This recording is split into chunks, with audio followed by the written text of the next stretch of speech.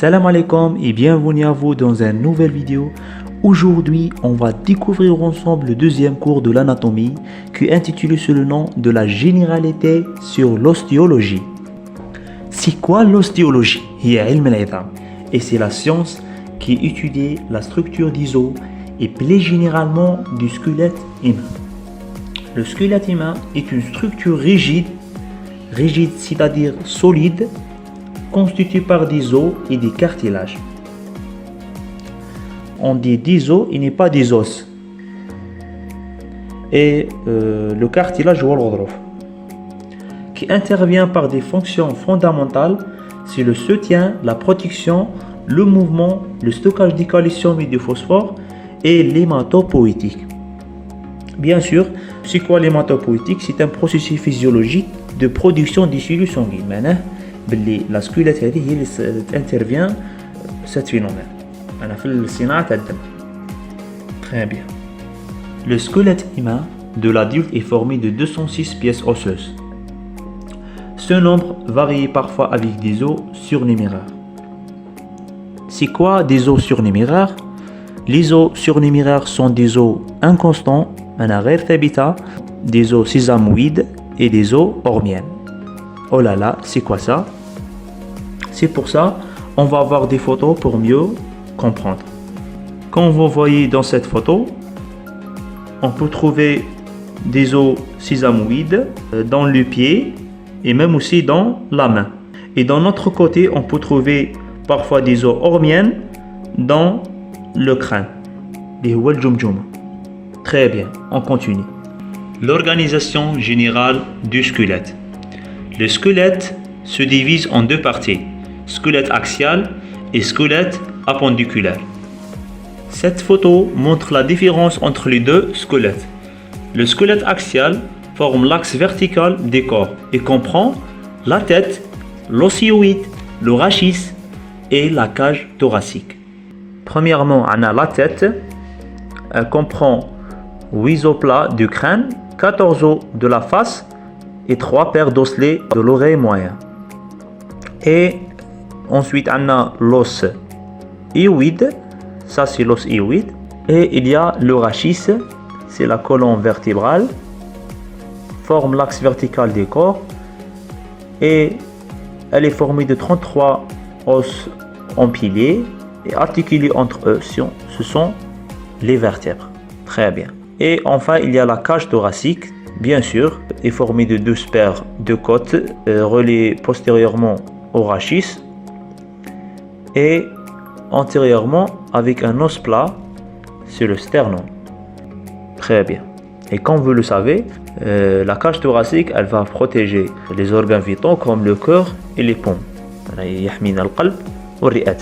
On passe par la deuxième squelette.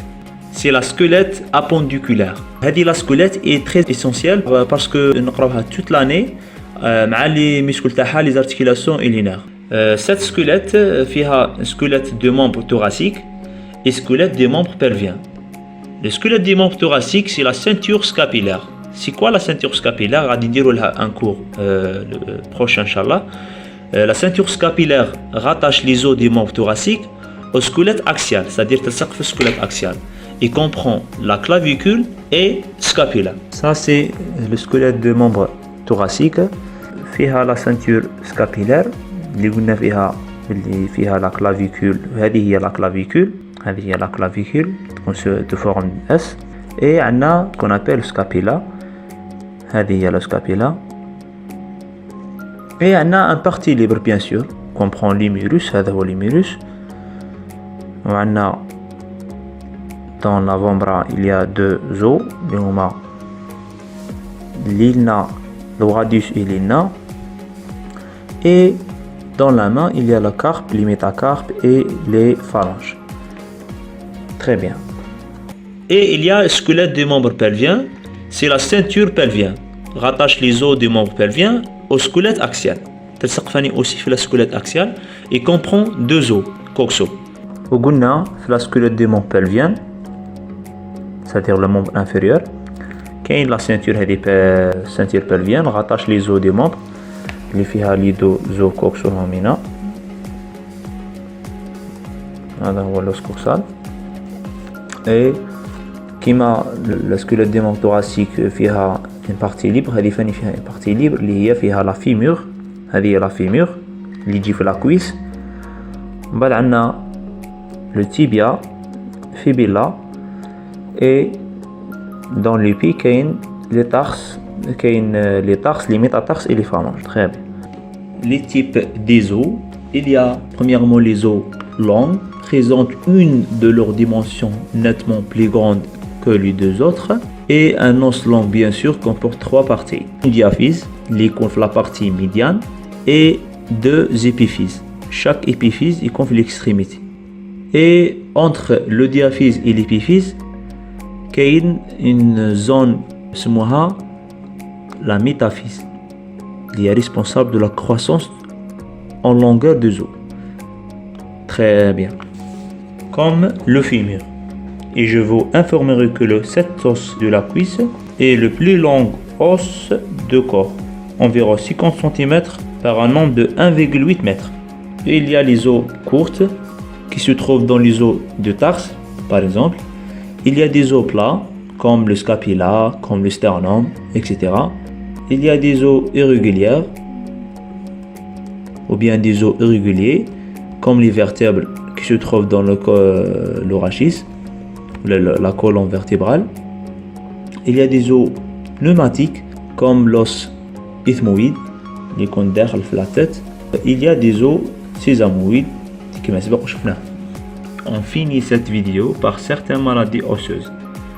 Premièrement, l'ostéoporose. L'ostéoporose est هشاشة العظام.